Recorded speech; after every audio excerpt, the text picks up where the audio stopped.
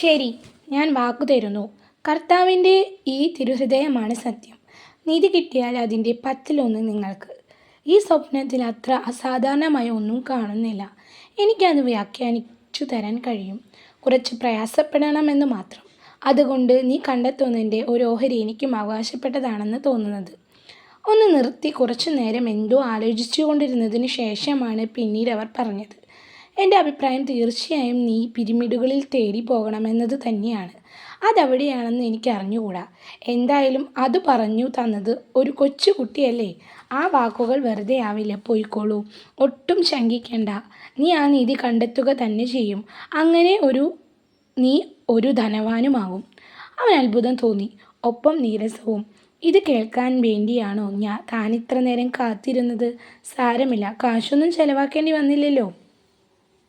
ഇതിന് മാത്രമായി എൻ്റെ സമയം പാഴാക്കേണ്ടിയിരുന്നില്ല, അവൻ പറഞ്ഞു. ഞാൻ പറഞ്ഞില്ലേ, നിന്റെ സ്വപ്നം സങ്കീർണമായ ഒന്നായിരുന്നു എന്ന്. ജീവിതത്തിലെ ലളിതമായ കാര്യങ്ങളായിരിക്കും പലപ്പോഴും ഏറ്റവും അസാധാരണമായി തീരുക. ബുദ്ധിയുള്ളവർക്കേ അത് മനസ്സിലാക്കാൻ കഴിയൂ. എനിക്കതില്ല. അതുകൊണ്ട് എനിക്ക് മറ്റു വഴികൾ നോക്കേണ്ടതുണ്ട്. കൈരേഖ വായിക്കലും മറ്റും. ശരി, ഞാൻ എങ്ങനെയാണ് ഈജിപ്തിൽ ചെന്നെത്തുക? സ്വപ്നങ്ങളെ വ്യാഖ്യാനിക്കാനേ എനിക്കാവൂ. അവയെ യാഥാർത്ഥ്യമാക്കി തീർക്കാൻ എനിക്ക് അറിഞ്ഞുകൂടാ.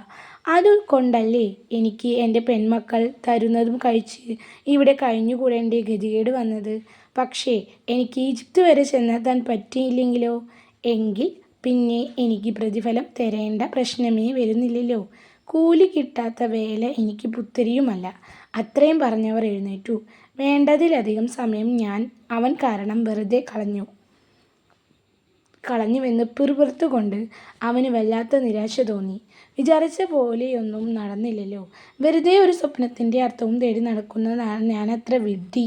സ്വപ്നത്തിൽ ഇനിയൊരിക്കലും താൻ ഇനി വിശ്വാസം അർപ്പിക്കുകയില്ലെന്ന് അവൻ നിശ്ചയിക്കുകയും ചെയ്തു. തീർക്കാനുള്ള 100 കൂട്ടം കാര്യങ്ങളെക്കുറിച്ച് അവൻ ഓർമ്മ വന്നു.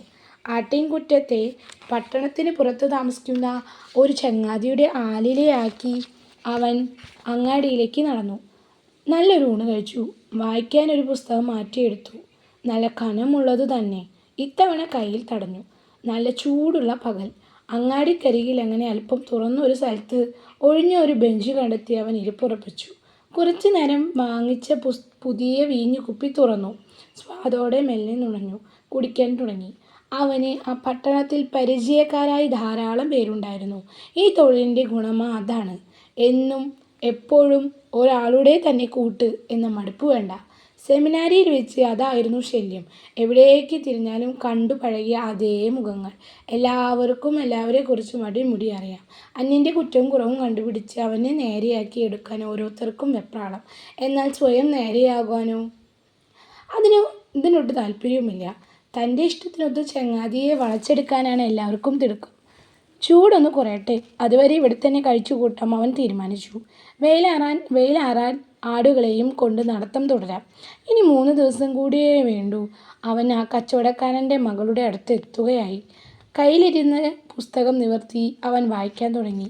ഒരു ശവമലക്കടലിൻ വിവരമാണ് ആദ്യത്തെ പേജിൽ തന്നെ.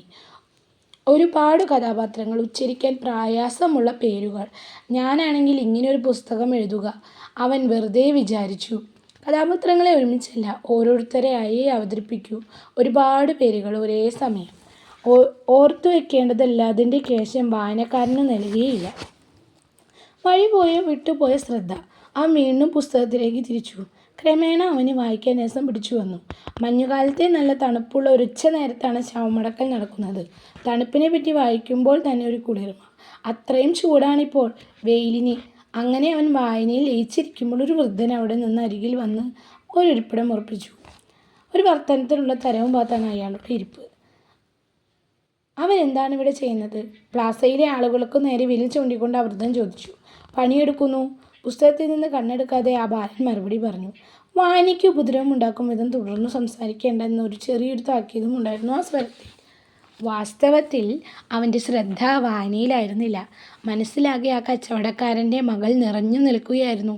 അവളുടെ മുന്നിൽ വെച്ച് ആടുകളെ ഓരോന്നിനെയാക്കി നീക്കി നിർത്തി കമ്പിളി വെട്ടിയെടുക്കുന്ന കാര്യം അവൻ സങ്കല്പിച്ചു. ബുദ്ധിമുട്ടുള്ള കാര്യങ്ങൾ ചെയ്യാൻ കെൽപ്പുള്ള ഒരുവനാണ് ഞാനെന്ന കാര്യം അവൾ മനസ്സിലാക്കണം. അവൻ പലതവണ മനക്കണ്ണിൽ കണ്ടതാണ് ആ ഒരു രംഗം. ഓരോ തവണയും ആട്ടിൻ്റെ രോമം മുറിക്കുന്നതിന് പിന്നിൽ നിന്ന് മുമ്പിലേക്കാണെന്ന് അവൻ പറഞ്ഞപ്പോൾ അവൾ അത്ഭുതപ്പെട്ടു നോക്കുന്നത് കാണാൻ രസമായിരുന്നു. പണിക്കിടയിൽ അരികിൽ നിൽക്കുന്ന അവൾക്കു നേരെ പറഞ്ഞുകൊടുക്കാൻ വേണ്ടി രസമുള്ള ചില കഥകളും അവൻ ഓർത്തുവെച്ചു.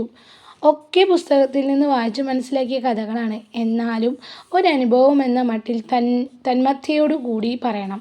വ്യത്യാസമൊന്നും അവൾക്ക് പിടികിട്ടുകയുമില്ല. അവൾക്ക് വായിക്കാൻ അറിയില്ലല്ലോ. വല്ലാത്ത ദാഹം. എന്തെങ്കിലും കുറച്ച് കുടിക്കാൻ കിട്ടിയെങ്കിൽ അടുത്തിരുന്ന് വൃദ്ധൻ പറഞ്ഞു തുടങ്ങി. അവൻ്റെ വീഞ്ഞുകുപ്പിയിലായിരുന്നു അയാളുടെ നോട്ടം.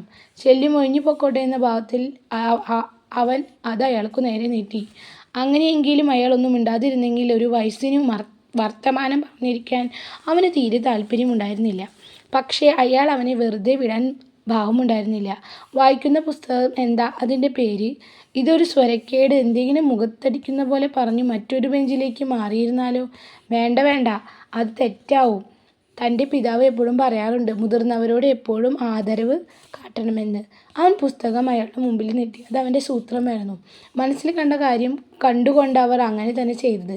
ഉച്ചരിക്കാൻ വിഷമമുള്ള വികടം പിടിച്ചൊരു പേരായിരുന്നു പുസ്തകത്തിൻ്റേത്. വേണമെങ്കിൽ വയസ്സൻ തന്നാൽ വായിച്ചോട്ടെ. അഥവാ വായിക്കാൻ അറിയില്ലെങ്കിൽ ഒരുപക്ഷെ നാണം തോന്നി അവിടെ നിന്ന് എഴുന്നേറ്റ് പോയാലോ? രണ്ടായാലും ഗുണം തനിക്ക് തന്നെ. ഒരസാധാരണ വസ്തുവാണെങ്കിലും പുസ്തകം ആകപ്പാടെ ഒന്ന് തിരിച്ചു മറിച്ചു നോക്കിയാൽ പറഞ്ഞു, ഇതൊരു പ്രധാനപ്പെട്ട പുസ്തകം തന്നെ, പക്ഷേ വലിയ രസമില്ല. അവന് അത്ഭുതം തോന്നി. അല്ല, ഇയാൾക്ക് വായിക്കാൻ അറിയാം. ഈ പുസ്തകം വായിച്ചിട്ടുമുണ്ട്. ഇയാൾ പറയുന്നത് പോലെ പുസ്തകം വിരസമാണെങ്കിൽ ഇപ്പോൾ തന്നെ ഈ മാറ്റിയെടുക്കണം. സമയം ധാരാളമുണ്ട്.